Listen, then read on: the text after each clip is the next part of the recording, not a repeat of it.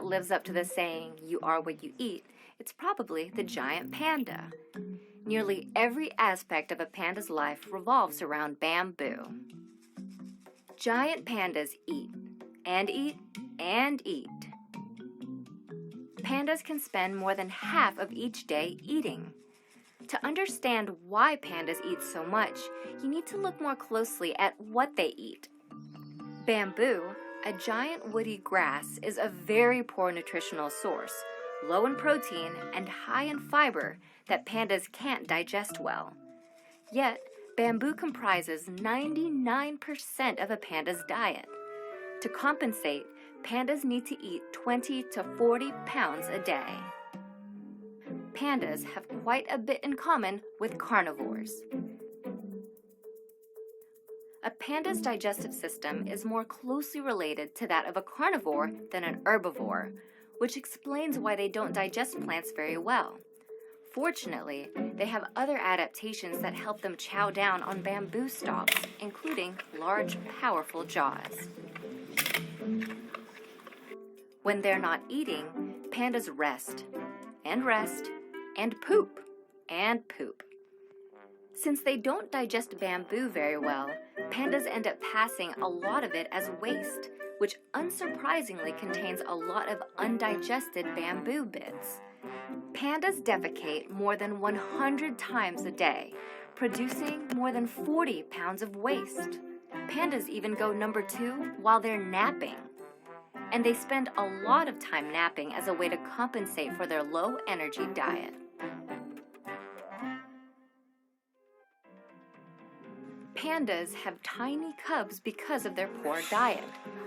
Baby giant pandas are born blind, helpless, and tiny, weighing just 5 ounces, or about 1,000th the size of their mom.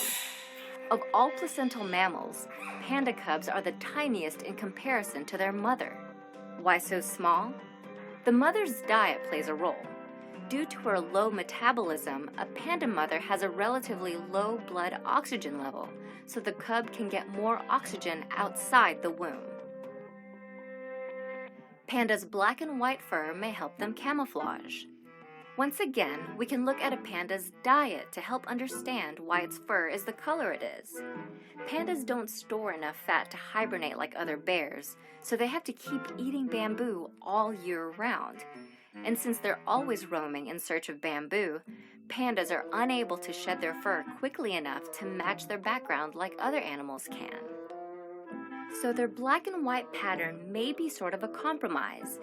White fur allows them to blend into snowy backgrounds. Black fur allows them to blend into shady forest backgrounds. Historically, pandas inhabited a much wider range than they do today and faced multiple predators. So at the time, they may have relied more on their camouflage ability. Today, pandas are not at as high a risk from predators, but rather from a loss of bamboo.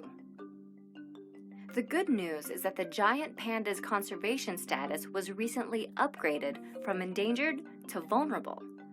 An estimated 1,850 pandas remain in the wild in China, an increase of 17% over the past decade. However, pandas still face significant threats tied closely to their food source. Human development has driven pandas into isolated, fragmented mountain regions, restricting their access to bamboo. Additionally, climate change threatens to eliminate more than a third of the bamboo habitat that pandas rely on by the end of the century.